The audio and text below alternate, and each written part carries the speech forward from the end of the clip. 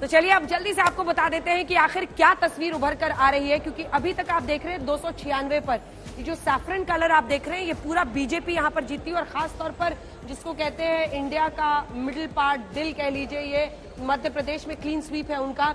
ओडिशा में जबरदस्त परफॉर्मेंस है, इस बार वो 8 सीट से सीधा एक बार में 19 पर पहुंच रहे हैं और बीजेडी कम पे है।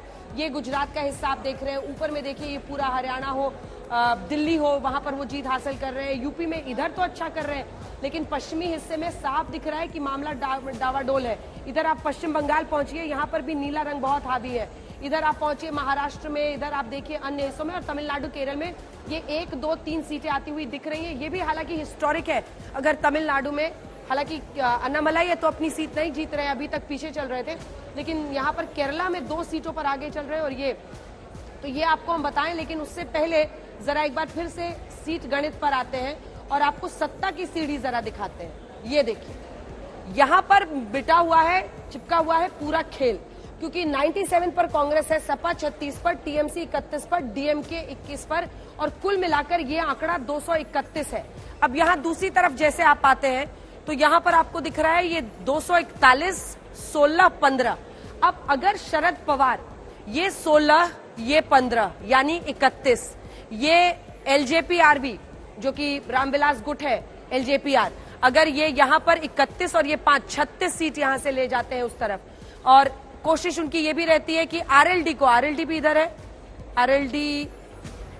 आरएलडी को भी वो ले जा सकते हैं 2 सीटों का, तो वो मिलाकर अगर वो ले जाते हैं तो फिर लगभग 35 सीटें और इधर आती हुई दिख रही हैं। लेकिन फिर भी शायद मुश्किल होगी इंडिया गठबंधन के लिए, सरकार बनाने की स्थिति आती हुई दिखाई तो नहीं दे रही है, क्योंकि 231 ही हैं, लेकिन कम से कोशिशें शुरू हो गई हैं। अब देखिए ना, इधर भी तो है, निर्दलीय 6 है। ऐसे भी अंजना आपको लगता है कि सीपी 4 है। बीजेपी अगर सबसे बड़ी पार्टी है तो न्योता भी अगर किसी को मिलना होगा तो सबसे बड़ी पार्टी के जरिए, लेकिन इंडिया सोच रही है कि अगर न्योता मिल गया गठबंधन को तो शायद वो तैयार रहे उस चीज के लिए। ठीक है, अगर ये निर्दलीय वहां पर 6 चले जाते हैं तो देखिए यहाँ पर ये मामला हो जाएगा। अभी हम आपको जो नीचे अलग से है वो दिखा सकते हैं कि वो आएंगे तो क्या होगा।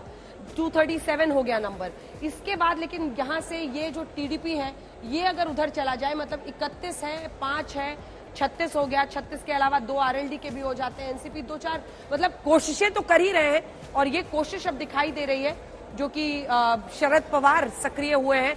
तो आनंद दुबे जी हमारे साथ यहाँ पर पहुंच गए, उनसे बातचीत कर लेते हैं। शिवसेना यूबीटी ग्रुप के हैं दुबे जी, कितने आनंदित हैं आप? लेकिन देखिए कुछ भी कहिए, अब की बार फिर मोदी सरकार बनती हुई दिख रही है 295 के साथ, क्यों? अंजना जी, श्वेता जी नमस्ते। देखिए ठीक है, आज उनके पास आंकड़े ज्यादा हैं, हमारे पास कम है, लेकिन देखिए वक्त का पासा कैसे पलटता है। कल तक कहते थे विपक्ष मुक्त भारत, अब की बार 400 पार, विपक्ष को कटघरे में बैठकर सदन का कामकाज देखना पड़ेगा। और आज स्थिति देखिए कि विपक्ष सरकार भी बना सकती है, इस पर भी एक चर्चा हो रही है।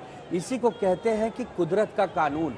भारत की महान जनता ने न्याय किया है, उन्होंने तय कर दिया कि उत्तर प्रदेश और महाराष्ट्र ये 2 बड़े राज्य हैं जहां से भारतीय जनता पार्टी का सुपड़ा साफ हो गया है। अंजना जी, श्वेता जी, और बहुत उम्मीद और बहुत ही जिम्मेदारी के साथ कह रहा हूं कि सरकार बनाए और चाहे न बनाए वो विषय नहीं है। विषय है कि भारत का लोकतंत्र अमर रहना चाहिए, भारत का संविधान मजबूत रहना चाहिए, लोकतंत्र सब पे विश्वास बरकरार। बिल्कुल बिल्कुल विश्वास है। और हम कह रहे हैं कि हम लोग पूरी जिम्मेदारी और पूरे अदब से कह रहे हैं कि जो भारत का जनादेश है उसे नतमस्तक होकर हम शीश झुकाएंगे और कोई वाद विवाद नहीं करेंगे। जनादेश स्वीकार करते हुए, कोशिशें बरकरार रखते हुए मौसमी कांग्रेस पार्टी भी आगे बढ़ रही है।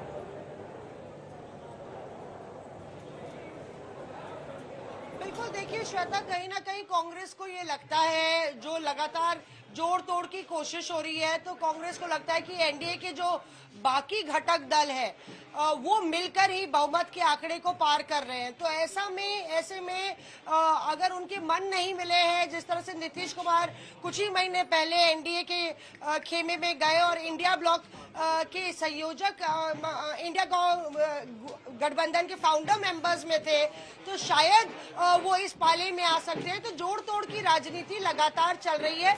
भीतर जो है तमाम कांग्रेस के नेता यहाँ कांग्रेस दफ्तर में अंदर बैठे हुए हैं और लगातार आज तक पर ही नतीजों को देखा जा रहा है और नजर रखी जा रही है। बताया जा रहा है राहुल गांधी शाम को एक प्रेस वार्ता कर सकते हैं। बाहर ये तस्वीर है कि ढोल नगाड़े आपको रुक रुक के सुनाई दे रहा है। ये देखिए यहाँ पे एनएसयूआई के झंडे दिख रहे हैं, कभी ढोल बजती है फिर थोड़ी देर रुक जाती है फिर बजती है। तो कुल मिला के अगले 1-2 घंटे में कांग्रेस में जश्न होना है या कांग्रेस में मंथन होना है, ये तस्वीर साफ हो जाएगी। अब सत्य प्रकाश मिश्रा जी हमारे साथ मौसमी जुड़ गए यहाँ पर, जेडीयू के प्रवक्ता है सत्य प्रकाश मिश्रा जी। अब तो आपके हवाले एनडीए साथियों, मोदी जी के साथ रहिएगा नहीं रहिएगा, सवाल समझे कि नहीं समझे? सब कह रहे हैं कि शरद पवार नीतीश बाबू से बात कर रहे हैं। नीतीश जी की मुलाकात हुई थी प्रधानमंत्री नरेंद्र मोदी जी से और एनडीए में जब से हम आए हैं दोबारा उन्होंने स्पष्ट किया कि हम कहीं नहीं जाने वाले हैं। जो अभी परिस्थिति का निर्माण है कि सीटें एनडीए को अपेक्षा मुताबिक काफी कम आया है, लेकिन फिर भी बहुमत से ऊपर है एनडीए, तो सरकार एनडीए की बनेगी तो हम क्यों कहीं जाएं? कोई सवाल पैदा नहीं होता कि कोई कहीं जाएगा। इस स्थिति में, इस परिस्थिति में जब बिहार में हम एनडीए के साथ सरकार चला रहे हैं, 2025 में विधानसभा चुनाव होना है, तो वैसी परिस्थिति में नीतीश जी बिल्कुल एनडीए के साथ रहे। मतलब आपको लग रहा है बिहार में बीजेपी जेडीयू की जोड़ी को स्वीकार किया गया है? बिल्कुल स्वीकार किया गया, क्योंकि सबसे बेहतर परफॉर्मेंस अगर आप एनडीए का देखें तो कम से कम बिहार में आपको नजर आएगा। आपको विश्वास नहीं है? नहीं, मुझे इसलिए विश्वास नहीं हो रहा है क्योंकि एक होर्डिंग्स बहुत वायरल हो रही है, नीतीश चाचा सबके हैं। नीतीश चाचा तो सबके हैं, तो जो व्यक्ति सबके हैं हो सकता है वो यहाँ भी आ जाए। और कितनी ही दूरी है, 94 और 32, अरे 20 इधर छटक के आ जाए तो 20 ये बढ़ जाएगा, 20 वो कमजोर हो जाएगा और 272 ही तो चाहिए। तो इसके लिए चंद्रबाबू नायडू जी हो और चाहे नीतीश बाबू हो, दोनों जन पे हमें विश्वास है कि दोनों जन जैसे पहले हमारा साथ दे चुके हैं वैसे इस बार भी हमारा साथ देंगे। इसके लिए प्रश्न चिन्ह लगता है। बड़े एकदम टीवी पे बैठ के दौरे डाल रहे हैं, एकदम ओपन में खुल्लम खुल्ला। आनंद जी का चेहरा दिखाइए, शर्माते हुए मुस्कुराते हुए, बड़े अच्छे लगते हैं। अंजना जी, मेरे चेहरे पर ईश्वर ने मुस्कान दी है, आप लोग के आशीर्वाद से मुस्कान है एकदम और ये बढ़ते ही जाएगी। दौरे डाले ना भी आपने नीतीश कुमार और चंद्रबाबू हमारे नायडू चाचा है वो, और चाचा भतीजे में तो होता है। अभी पलटू चाचा थे कुछ दिन पहले। अरे नहीं, वो चाचा है। तेजस्वी ने भी अपनी भाषा बदली है, तेजस्वी ने भी भाषा बदली है और बड़े अच्छे से कहा कि सामाजिक न्याय की खातिर हो सकता है कि नीतीश जी भी अपना रुख बदलें, लेकिन अब खैर कुछ समय इंतजार करना पड़ेगा। बड़े बड़े नेता अब कोशिशें कर रहे हैं। अनुमा आचार्य इस समय कांग्रेस पार्टी की तरफ से हमारे साथ जुड़ रही हैं।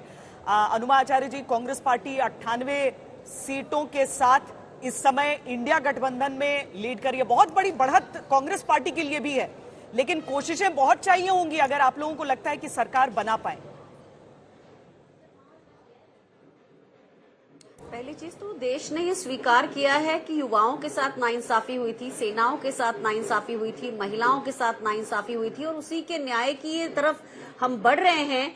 आप देखिए किस तरह से लोकतंत्र करवटें बदलता है तो आवाजें सुनाई देती हैं और वही हम देख रहे हैं कि जिस तरह से आंकड़े आ रहे हैं, कांग्रेस को अच्छी बढ़त मिली है, अच्छा वोट परसेंटेज मिला है। अयोध्या में भारतीय जनता पार्टी हार रही है, अमेठी में भारतीय जनता पार्टी हार रही है। किसी ने कहा था कि राहुल गांधी के पीए को टिकट दिया है, राहुल गांधी चले गए, तो ये जवाब मिल रहा है कि कैसे अहंकार को इसका पूरा जवाब मिलता जा रहा है।